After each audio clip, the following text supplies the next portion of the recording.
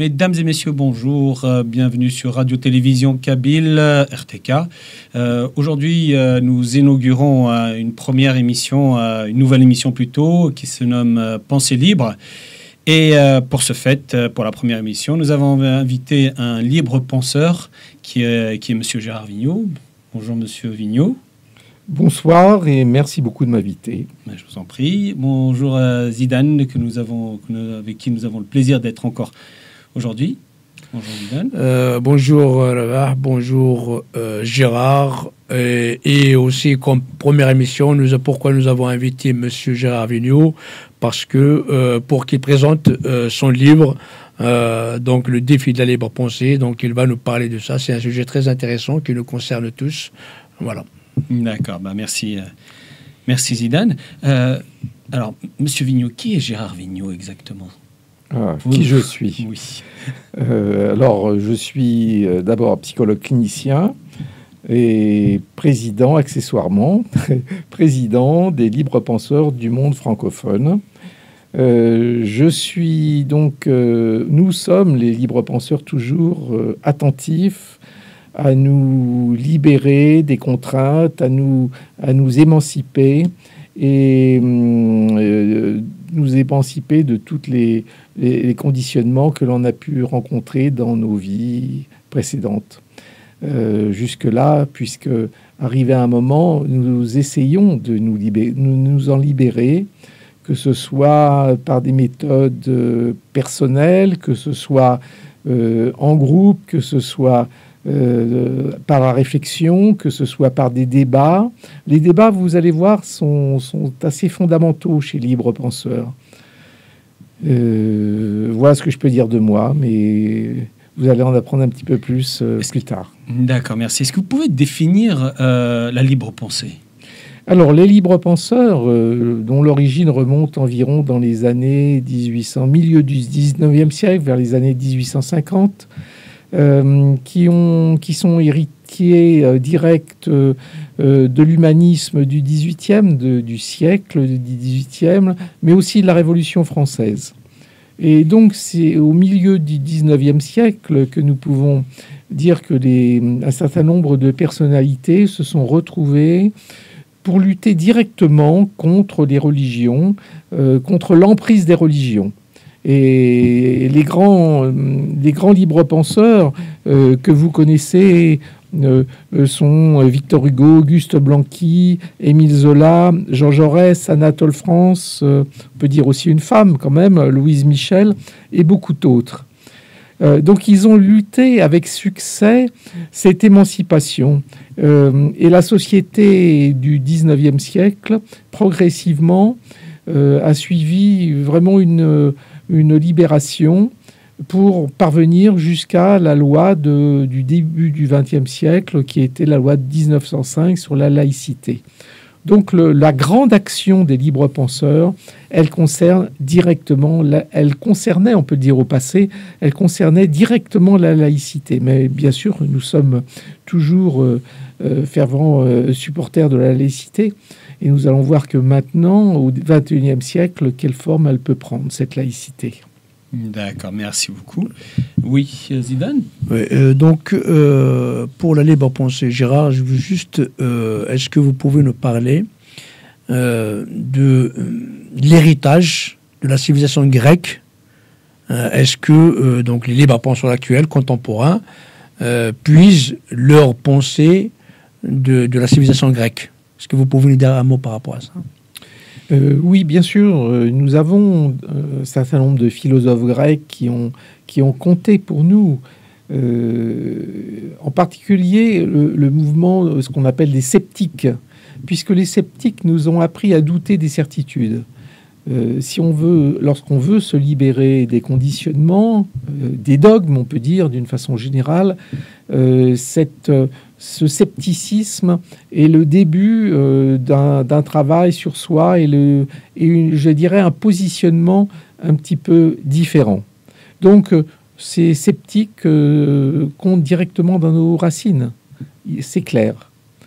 Et puis, bien sûr, comme je l'ai dit, j'ai rappelé plus tard, le XVIIIe siècle et la Révolution, tout cela sont des racines qui nous sont chères, bien sûr, et que nous assumons complètement.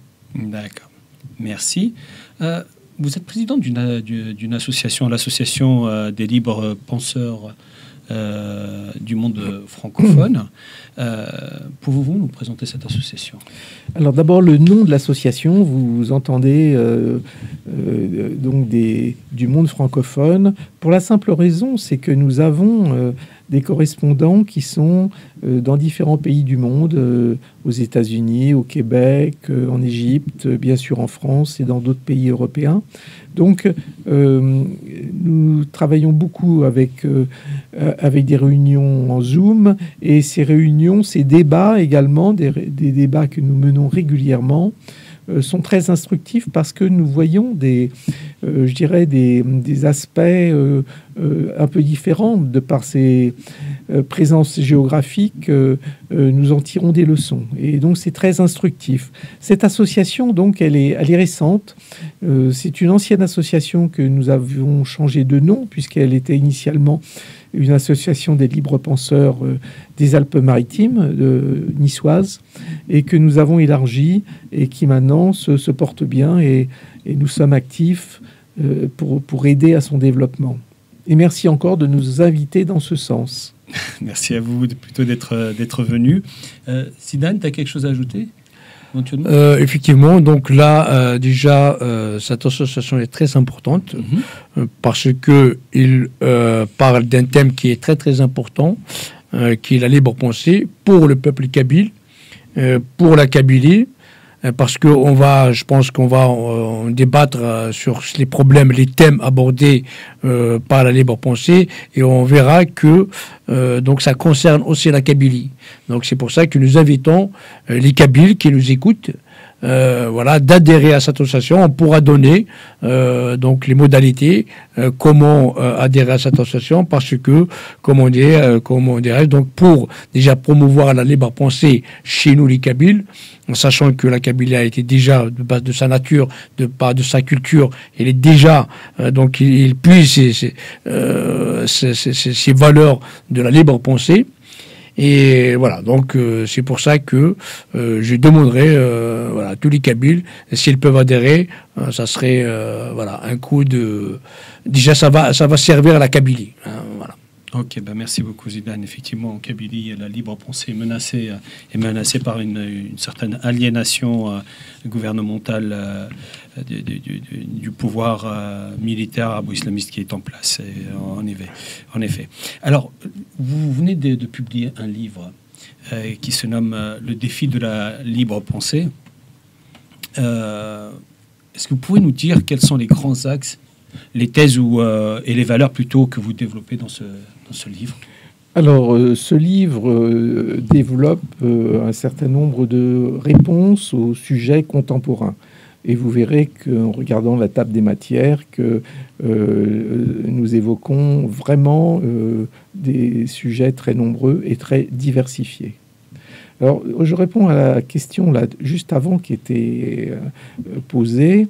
En quoi la libre pensée peut-elle être utile, par exemple au Kabyle, mais pour tout le monde, elle est utile, bien évidemment, mais elle est, je dirais, particulièrement utile quand une population, quand une culture est soumise aux religions, à l'emprise des religions, ou à l'emprise de dogmes, puisque notre méthode de réflexion, c'est de pouvoir nous sortir des dogmes. Et quand les Kabyles m'expliquent leur situation, c'est vrai que je comprends combien il est utile pour eux de pouvoir s'émanciper du gouvernement algérien, et bien sûr de l'islam, de l'islamisme. D'une idéologie, oui, de l'idéologie arabo-islamiste, absolument. Voilà. D'accord, merci beaucoup. Oui, juste là, donc Gérard vient de parler du contenu du livre, donc dans la table des matières. On peut, dans ce livre-là, donc déjà j'invite les Kabyles à adhérer à cette association. J'invite aussi les Kabyles donc à acheter ce livre-là, hein, qui coûte que 20 euros. Après, ceux qui nous connaissent, ils peuvent, donc on peut organiser quelque chose pour qu'il soit dédicacé par Gérard. Voilà, donc j'invite les Kabyles à l'acheter. Il est très intéressant. On peut le trouver sur Amazon. Tout à fait, il existe en numérique également et il ne coûte que 7 euros en numérique. Ouais. Pour ceux qui sont éloignés, parce que comme nous avons des correspondants partout dans le monde, on me pose souvent la question, pour éviter d'avoir à envoyer le livre, le numérique, je vous le conseille. D'accord, merci. Donc dans la table matière, par exemple, on voit la progressive évolution donc de la libre pensée. Tout à l'heure, on avait parlé de la civilisation grecque et contemporaine jusqu'à ce qu'on est arrivé donc à la Révolution française. Et là, on trouve donc tout ce tracé. On a vu, par exemple, l'atteinte des valeurs pendant les monarchies et aussi pendant la domination religieuse. Comment, lors des dominations monarchiques et dominations religieuses, comment la liberté de penser a reculé, les libertés ont reculé. Donc on retrouve, donc il parle de tout ça, toute cette évolution. Et après aussi, il parle des valeurs, donc des chocs des civilisations. Comme vous le savez, nous avons ici même dans nos émissions, nous avons plusieurs fois parlé de chocs des civilisations. Et nous estimons, donc par exemple en Algérie, il y a la Kabylie présente, le conflit qui existe entre la Kabylie et le régime algérien, c'est quelque part un choc de civilisation. Voilà, donc on trouve ici, Gérard va détailler un petit peu tout ça, comment... Gérard, tu peux dire? Oui, tout de suite déjà une réponse, parce qu'il est évoqué l'historique. Et si on remonte loin en arrière, puisque il a été nécessaire, j'ai fait allusion tout à l'heure, au XVIIIe siècle et à la Révolution française. Et si on compare avec ce qu'il existait à l'Ancien Régime, avant la Révolution française, les libres penseurs n'ont pu émerger qu'après. Hein, parce que vraiment le conditionnement des religions et de tout ce que la monarchie pouvait mettre en place. Bien sûr, maintenant, nous avons, dans beaucoup de pays dans le monde, il y a des régimes autoritaires, il y a des régimes autocratiques et théocratiques, où il est urgent de rétablir ou d'établir, ce qu'ils n'ont pas encore connu parfois, une libre pensée. Je pense effectivement, par exemple, à l'Iran, dont beaucoup de la population, un grand pourcentage de la population lutte contre le gouvernement, et à l'Algérie maintenant, où le gouvernement a réduit sa position, et il devient difficile d'être libre. On le voit avec Boualed Fensal ou d'autres cas qui sont emprisonnés par le gouvernement algérien. Oui, donc toujours dans le cadre des tables matières, aussi vous avez abordé donc les libertés, les émancipations individuelles, et quelles sont les priorités pour les libres penseurs. On parle par exemple le conditionnement des cultures préjudiciables à notre équilibre. On parle de l'émancipation des femmes et des LGBT hors de paternalisme. On parle aussi donc d'une vie pleine, épanouie, désinhibée, permettant la jouissance. On parle aussi des débats publics comme moyen pacifique d'émergence de la libre pensée. On parle aussi de la rationalité et de la raison dans la réflexion. On parle aussi de la production culturelle et artistique, donc vouée à la création. On parle aussi des limites des libertés, les libres penseurs et les libertins, le droit de mourir dans la dignité, les apostats, symbole de liberté, et tout, voilà, quelles sont un petit peu les priorités pour les libres penseurs. Aussi, vous avez abordé quelles sont les valeurs à prioriser pour l'avenir. Déjà, quelles sont les valeurs caduques et qu'il faut s'en débarrasser. Et vous avez parlé aussi donc de la non-nuisance à l'autrui, le fondement d'une éthique minimale. Vous avez parlé aussi de la sobriété et écologie. Vous avez parlé de la liberté d'expression, la transparence, la vérification des informations donc indispensables, la vérification, etc., etc. Donc c'est une table de métier, c'est des contenus très riches. Donc voilà. Oui, vous faites très bien de faire cette liste parce que donc elle est issue directement de la table des matières. Il y a encore quelques autres que nous ne pourrons pas tout examiner ce soir, mais tous ces sujets-là sont fondamentaux et je vous invite vraiment à lire les développements que j'ai pu y apporter. Oui, et la Kabylie a été de tout temps normalement avait une culture de libre pensée. De tout temps jusqu'à l'arrivée de cette idéologie-là qui est néfaste, qui est l'arabo-islamisme, surtout en Kabylie, et qui vient pratiquement maintenant mettre en danger notre liberté de penser ou la libre pensée que nous avons toujours eue ancestralement. Donc, une autre question. Est-ce que vous pouvez nous résumer brièvement les enjeux de la libre pensée aujourd'hui et les obstacles que rencontrent les libres penseurs?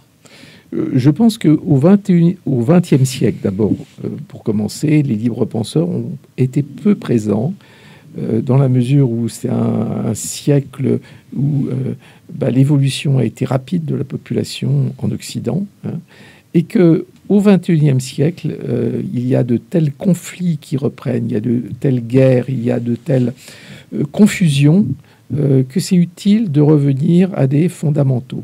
Et c'est pour ça que notre association, nous sommes vraiment attachés à ce qu'au XXIe siècle, on entende parler de nous. Enfin, nous qui ne sommes pas religieux, nous qui sommes, je parle des non-religieux, en France ils sont largement majoritaires, et ils ont peu la parole. Et ça doit changer. Nous avons des particularités au niveau de notre éthique, au niveau de nos comportements, et tout cela doit être connu.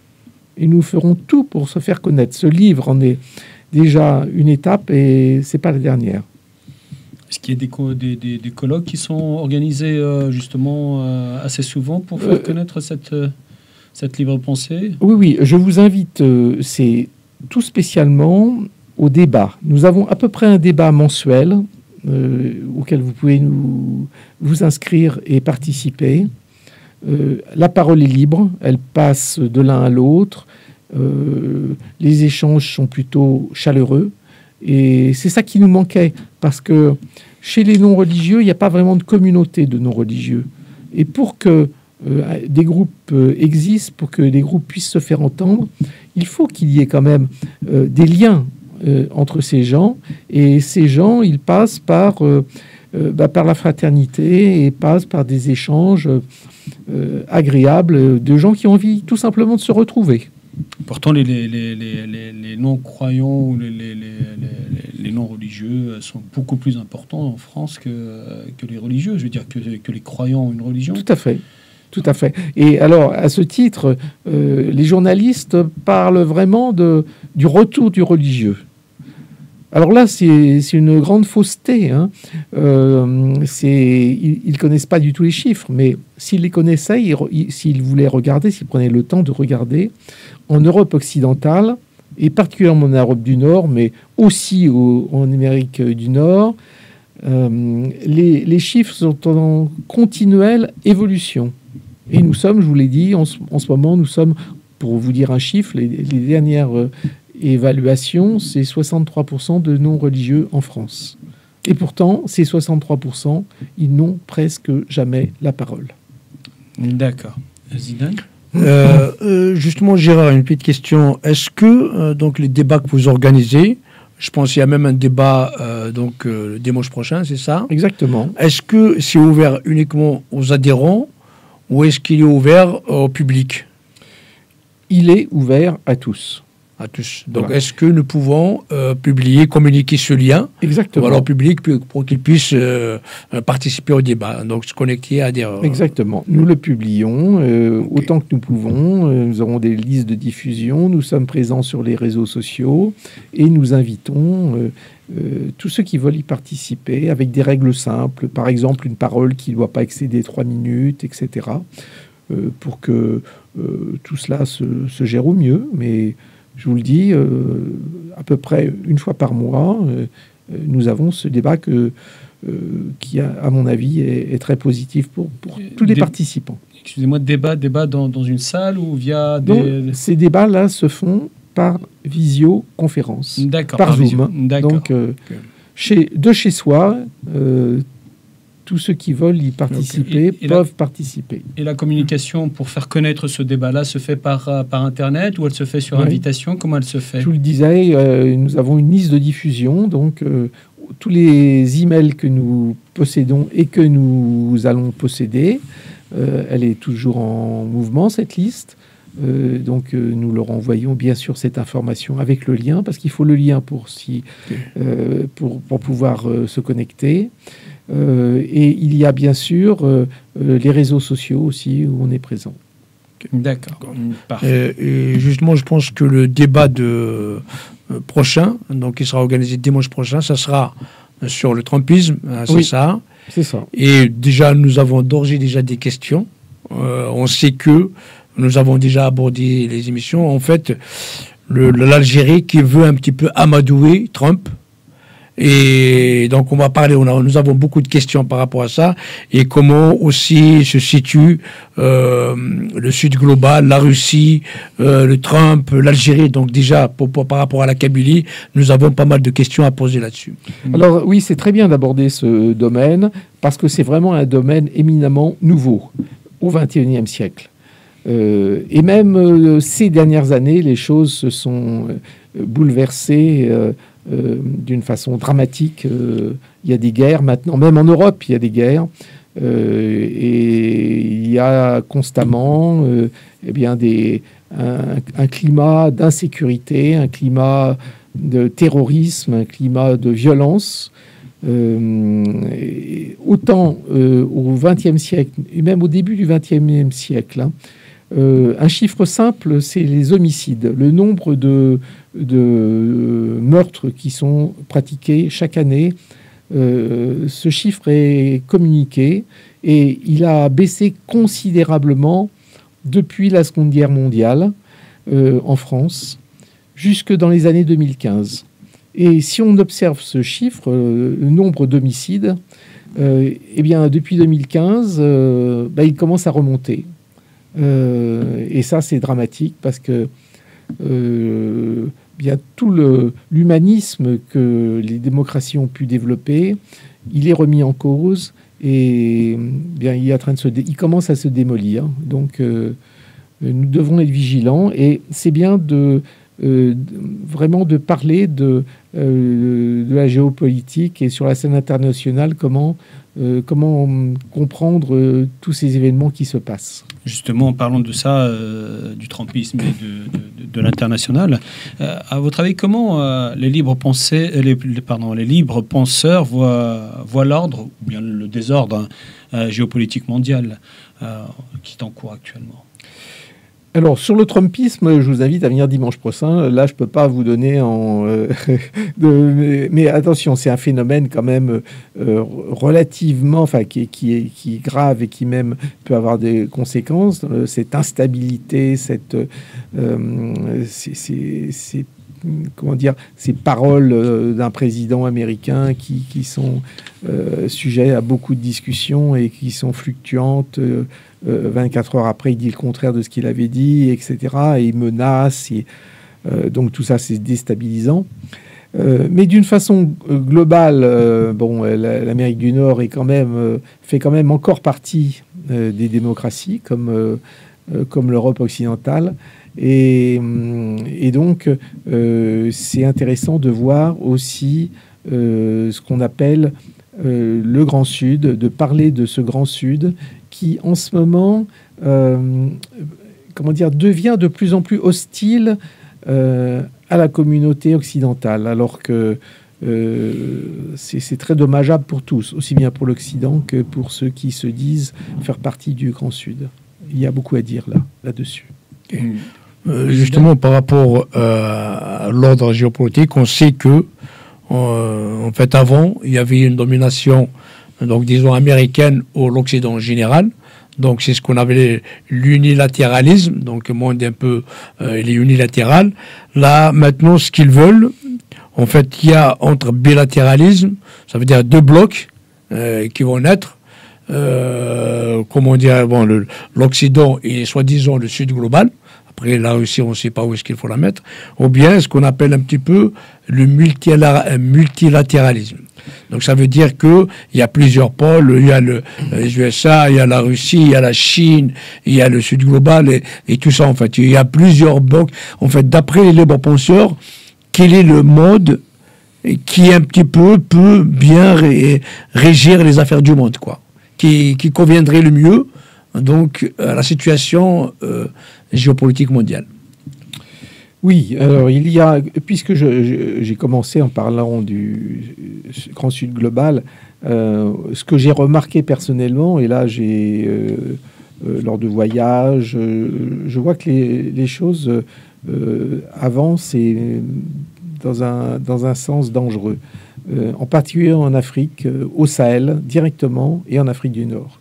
Alors c'est un phénomène nouveau, parce que autant la colonisation au XXe siècle, moi je l'ai dénoncé dans toute ma jeunesse et une partie de ma vie, elle était réelle au XXe siècle encore, mais heureusement l'Afrique du Nord a trouvé son indépendance dans les années 60, donc depuis elle avait tout à fait loisir de s'organiser, et ce qui est paradoxal, ce que je disais, c'est que depuis quelques années, depuis par exemple 5 ans, alors que nous sommes loin de maintenant que nous sommes loin de la colonisation, et que vraiment les références de l'Afrique du Nord et du Sahel peuvent être multiples, et c'est très bien comme ça.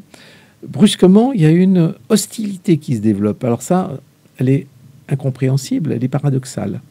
Moins les colonisateurs sont présents, parce qu'ils sont maintenant très loin, et plus cette hostilité augmente. Je pense que la colonisation est vraiment un prétexte de certains gouvernements pour cacher la corruption, pour cacher leur mauvaise organisation, et pour avoir en fait l'assentiment de la population en général. Et donc de partir dans une croisade anti-occidentale. Ça, c'est vraiment désastreux.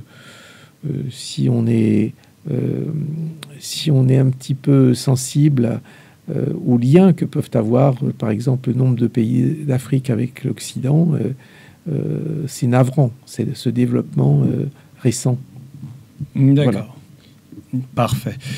Donc, en parlant justement de ces gouvernements qui utilisent justement la religion pour essayer d'avoir la main prise sur le peuple et donc de limiter la libre pensée, quel est le rapport qu'il y a entre la religion et la libre pensée, et notamment la place de la femme dans la religion, qui est normalement doit être la première à se soulever contre la religion? Oui, depuis, je vous l'ai dit tout à l'heure, depuis le milieu du 19e siècle, les libres penseurs se sont fédérés contre le constat simple que la religion avait un rôle très négatif dans la société. Et maintenant, donc, la religion catholique est malheureusement encore présente. Je le dis malheureusement à bon escient, parce que chez nous, il n'y a pas de religieux quasiment, et que cette religion s'est sécularisée, autant qu'elle a pu, autant qu'on l'a obligée à l'être, et la laïcité a fait son grand travail, mais que nous sommes aux prises avec l'islamisme militant et avec la radicalité. Cette radicalité très dangereuse. Depuis les années 2015, il n'y a quand même pas très longtemps, en France, on doit être autour de 300 victimes des attentats. c'est pas rien et ça donne un sentiment d'insécurité qu'il faut combattre. Et on sait que ce terrorisme n'existe pas seulement en France, bien sûr, il existe dans d'autres pays européens, comme l'Angleterre, comme la Belgique, etc., comme l'Allemagne, et au Moyen-Orient et au Proche-Orient. Là, les victimes sont encore bien plus nombreuses. Elles se comptent en des dizaines ou voire des centaines de milliers de victimes, où les attentats, il ne se passe pas de semaines sans qu'il n'y en ait pas, et les guerres qui ne cessent pas. Donc, c'est vrai que nous ne sommes pas amis avec les religieux, hein, ça c'est clair. Mais il faut rappeler quand même que nous sommes pacifistes, à peu près pour la totalité d'entre nous. Donc, les guerres, nous les regrettons toujours ô combien, je dirais. Mais ces guerres, il faut d'abord les éviter. Et les éviter, ça ne veut pas dire se soumettre. Ça ne veut pas dire se soumettre aux religions. Et nous sommes prêts, nous, par les mots, par les, je dirais, les caricatures, comme c'était le cas avec Charlie Hebdo. Nous sommes toujours Charlie. C'est-à-dire que les caricatures ont tout à fait leur raison d'être, puisqu'elles se moquent non pas des gens, mais des idées. Et ça, les idées...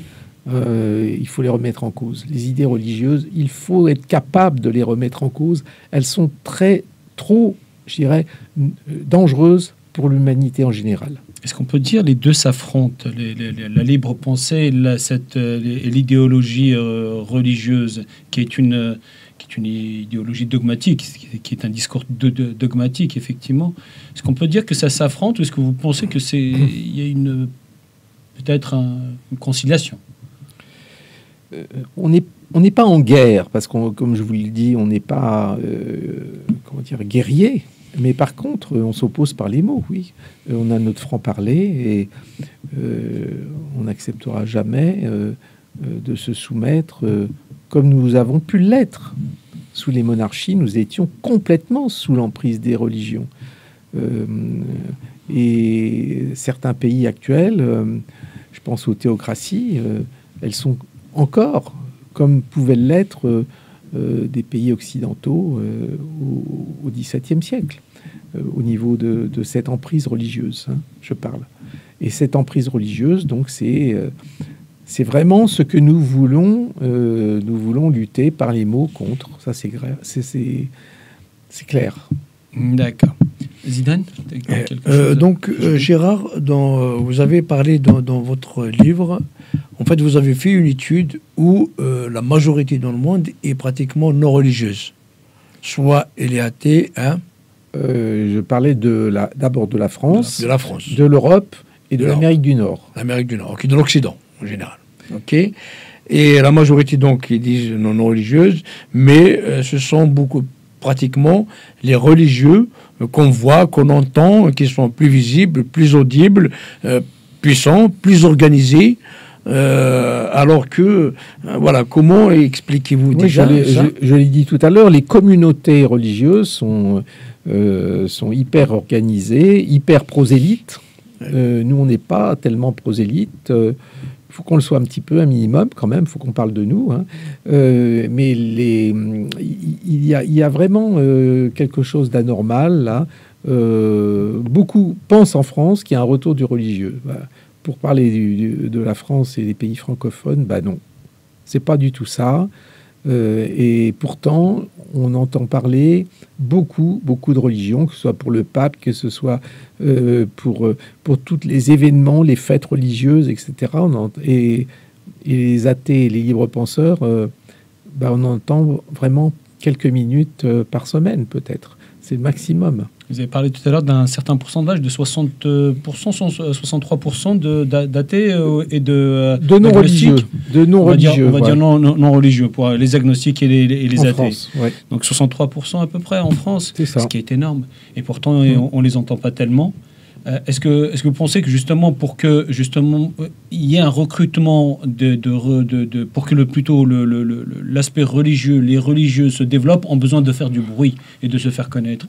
Et pourquoi les libres penseurs ne le font pas? Alors, c'est une des raisons qui m'a fait écrire un livre, hein, et puis qui m'amène ce soir pour vous en parler, parce qu'il faut qu'on se fasse entendre d'une façon compréhensible par tous, agréable, sympa.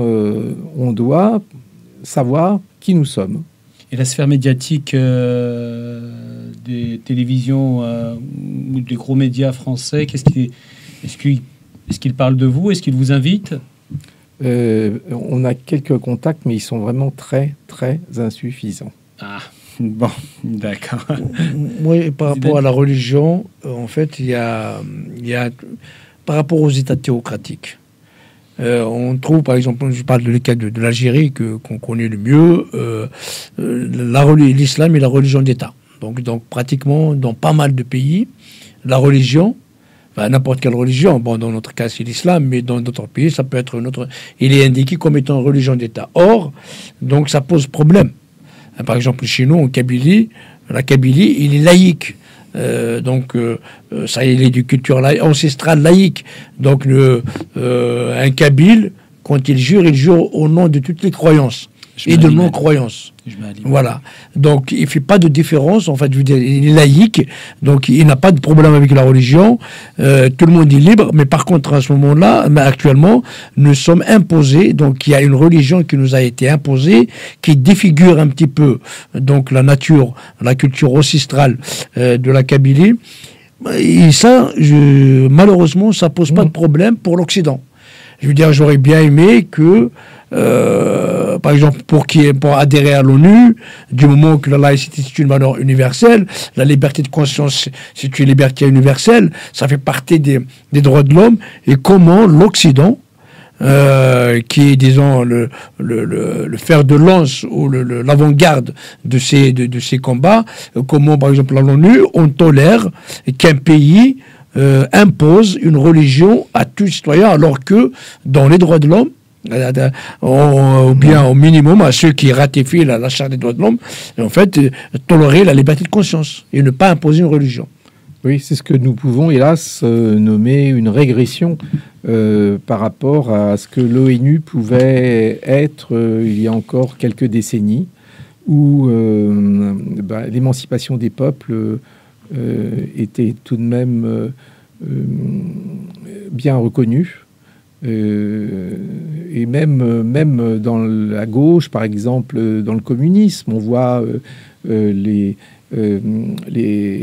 veux dire que il était très clair que l'opium du peuple, c'était la religion, hein, chez les marxistes, et que certains à l'extrême gauche oublient combien cet opium du peuple est dangereux et comment au nom de, je sais pas, il y a même des femmes qui veulent parler de leur émancipation en disant la liberté de porter le foulard. Alors là, ça, c'est quelque chose qui me sidère parce que la liberté d'être soumise, c'est une sacrée liberté, hein, de s'agenouiller ou de se soumettre. C'est tout l'esprit de la transcendance et de la verticalité, c'est-à-dire soumettre au maître ou au Dieu tout-puissant. Justement, quelle est cette incompréhension ou cet antagonisme par rapport à ça? La femme qui est elle-même mise au second rang dans la religion, qu'elle soit catholique, hein, qu'elle soit chrétienne ou bien musulmane, elle est derrière l'homme, et pourtant c'est elle qui se soumet, qui abandonne justement cette libre pensée pour suivre cette pensée dogmatique qui lui tombe comme une chape de plomb sur la tête, et qu'elle l'accueille bras ouverts. Et normalement, elle devrait au contraire être dans la libre pensée. C'est un paradoxe. Puisqu'elle est rejetée par les religions elles-mêmes. Pardon, excusez-moi. Oui. Non, c'est un paradoxe majeur, hein, que certains défendent au nom d'un pouvoir, la plupart du temps, au nom d'un pouvoir. Il faut aider un gouvernement, ou il faut aider un chef de parti, souvent des dictateurs, ou souvent des chefs de parti qui veulent revendiquer la mainmise sur leurs électeurs. Et ça, c'est complètement regrettable. D'accord, merci. Et la libre pensée est actuelle est en mouvement et aujourd'hui, en tant que mouvement, je veux dire, est inaudible aujourd'hui sur la scène publique et dans le débat public. Comment pouvez-vous l'expliquer? Est-ce que par rapport à ce que vous disiez avant, c'est-à-dire le fait de ne pas avoir l'opportunité de communiquer, ou est-ce que les individus se réservent le droit de ne pas parler parce que c'est une atteinte à leur pensée elles-mêmes, je veux dire? Je pense qu'il n'y avait pas une prise de conscience qu'une régression pouvait se faire. On était dans une évolution facile, une libération facile qui, chemin faisant, se faisait, en particulier au XXe siècle. Les choses allaient bien, etc. Et nous avons cette régression au XXIe siècle, cette violence qui revient, et ça, c'est peut-être bien ce qui nous motive. Et comment, à votre avis, expliquez-vous le manque de Victor Hugo, des Victor Hugo de notre siècle, dans notre temps aujourd'hui, ou des Voltaire, ou des Diderot, qui sont capables de Zola d'ailleurs, qui sont capables de crier haut et fort, de dénoncer cette attaque à la libre pensée et à un esprit vertical, dogmatique, comme je le dis. Comment ça se fait que ces gens-là ne sont pas ici aujourd'hui, n'existent pratiquement pas? Je pense qu'il y a, par exemple, Bouleb Sansal, on peut le considérer comme moi je l'ai rencontré comme un libre penseur, et que son nom restera marqué, quoi qu'il lui arrive. Et il y a des comités de soutien qui sont quand même actifs en France.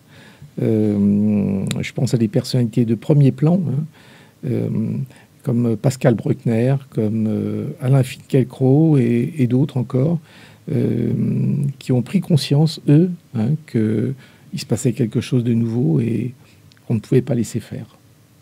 D'accord. Est-ce que c'est pas l'éducation par hasard qui est un peu, enfin, n'a pas bien joué son rôle? Mais je parle des universités, ce n'était pas comme avant, quoi. Donc, est-ce que l'éducation n'a pas un rôle à jouer dans cette régression? Il y a quelque chose de l'humaine condition qui, de temps en temps, se laisse abuser, je dirais, par une hystérie collective, par quelque chose des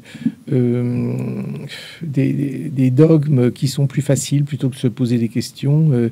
On suit le chef et on y va. On suit le chef, on suit le créateur au ciel, on suit... voilà, et on ne devient plus qu'un sujet. Et ça, c'est ce que nous voulons éviter. Cette régression ne doit pas avoir lieu. Vous avez parlé, je sais que, donc en lisant votre livre, vous avez parlé qu'il ne faut pas suivre les partis politiques, voilà, mais il faut beaucoup plus privilégier ce qu'on appelle donc la démocratie participative. Oui. Donc, est-ce que vous ne voyez pas aussi la politique peut probablement aussi à jouer un rôle dans cette régression, en fait, le fait de s'organiser en parti politique, tout ça? C'est vrai que, on peut le dire, on le disait souvent au XXe siècle, que tout est politique. C'est vrai, toute prise de position est politique. Mais ce que je veux dire, c'est que la politique politicienne, par contre, est plus dangereuse, et que pour avoir des voix, pour avoir un pouvoir, pour être chef de gouvernement ou chef de parti, il y a pas mal de compromissions, il y a pas mal de... Et ça, c'est regrettable. Et pour en avoir moins, je pense que le peuple, maintenant, surtout en Europe, est majeur, et que les référendums, et que on peut laisser davantage de pouvoir à la population. Certes, les élus sont encore nécessaires pour gérer, mais les grandes questions doivent être décidées, à mon avis, par référendum. D'accord. Merci beaucoup. Et à votre avis, comment la libre pensée peut-elle aider les peuples opprimés, comme par exemple le peuple kabyle, à se libérer, à s'émanciper? C'est les prises de conscience. C'est là-dessus que que l'on intervient. Moi-même qui suis psychologue, je sais comment la prise de conscience, comment il est difficile, il est lent, je dirais même, hein, d'y parvenir, mais qu'on ne doit jamais le perdre de vue. C'est pour ça que c'est un exercice merveilleux. Se passer des religions, se passer de la transcendance, hein, cette verticalité, pour préférer à la transcendance l'immanence, c'est-à-dire l'horizontalité. L'horizontalité et le pouvoir à la population, c'est vraiment mieux que le pouvoir à un dictateur. Oui, justement là-dessus, on a parlé un peu de politique, on a parlé un peu de la démocratie aussi participative. Ça, par exemple, le peuple kabyle, je ne sais pas si vous avez entendu, je vous inviterai à regarder en fait ce que disait Karl Marx sur quand il a visité la Kabylie. Il a dit, si j'avais visité la Kabylie avant de la rédaction de son livre, il aurait écrit autrement. Donc il était un peu étonné de trouver qu'il y a déjà, donc il y a plusieurs siècles avant, c'est une un peu valeur intrinsèque du peuple kabyle, ancestral, cette démocratie participative.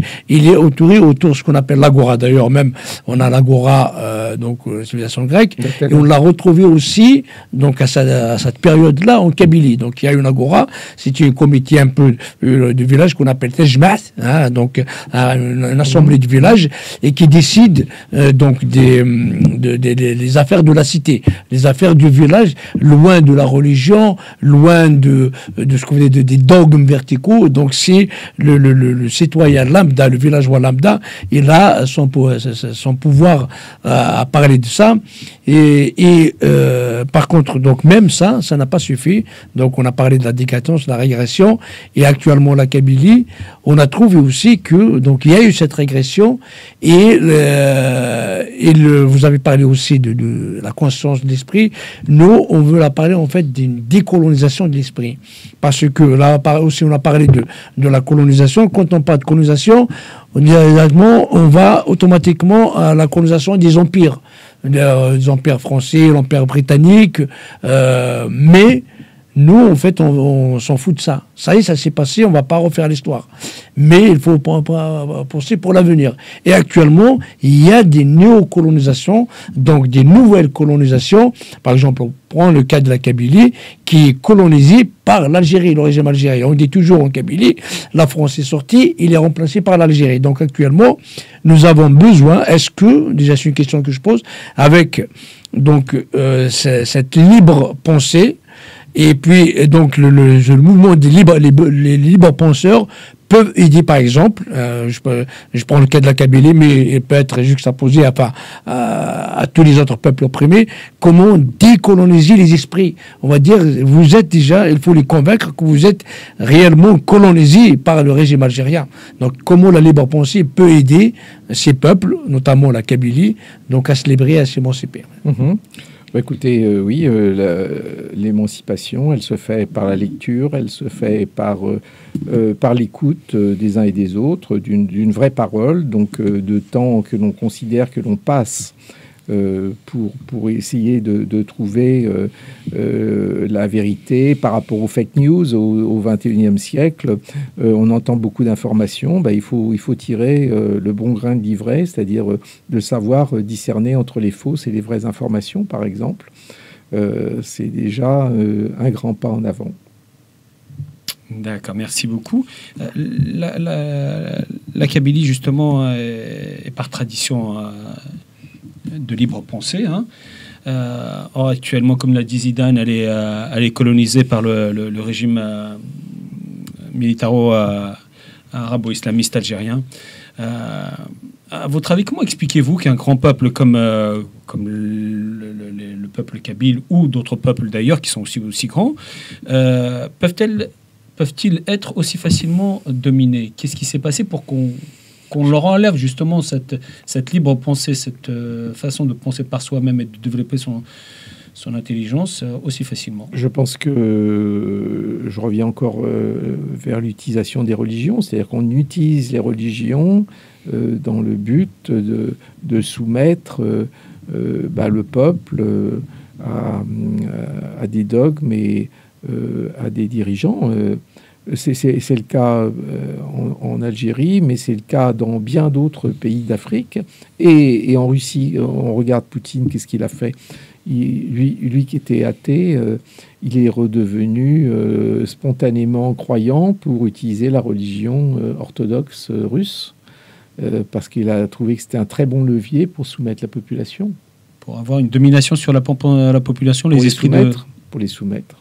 L'esprit de la population. Pour les agenouiller. Pour les agenouiller, absolument.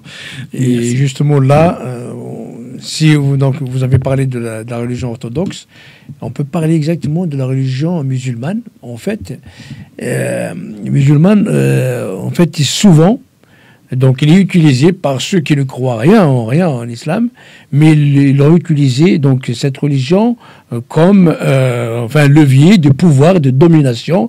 Je prends par exemple, après les califes, les premiers califes, après le prophète, les 4 califes qui ont suivi, après il y a les Omeyyades. Donc la dynastie Omeyyade, en fait, le Omeya, Muawiyah, il s'appelle Muawiyah, lui, il était alors là athée, il était contre le prophète, il était contre l'islam, mais il a utilisé l'islam pour propager créer un nouvel califat islamique et propager la religion de l'islam. D'ailleurs, en Afrique du Nord, c'est lui parmi les premiers qui ont envoyé, je parle pas c'est une invasion de l'Afrique du Nord par un califat islamique qui ne croit en rien à l'islam. Le cas, je l'ai dit tout à l'heure, je le redis autrement, mais le cas de la Kabylie ou de l'Algérie en général, c'est le cas de l'emprise de certains régimes dictatoriaux, religieux, oui. Qui utilisent la religion et qui deviennent donc support à la théocratie.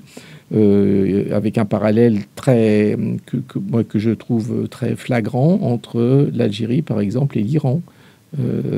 Parce que, voilà, c'est le régime des ayatollahs, il veut soumettre, il va même plus loin encore que le gouvernement algérien. C'est vraiment détestable. Voilà. D'accord, merci beaucoup. On a parlé de la Kabylie. Dernière question, puisqu'on arrive bientôt à la fin de cette émission. Que pensez-vous justement de la lutte pacifique du peuple kabyle, que le peuple kabyle mène pour son droit à l'autodétermination, donc à son indépendance? Que pensez-vous de ça? Moi, je ne connais pas bien la Kabylie, mais tous les mouvements populaires de libération sur les gouvernements qui sont autocrates ou théocrates, à mon avis, c'est vraiment une bonne direction.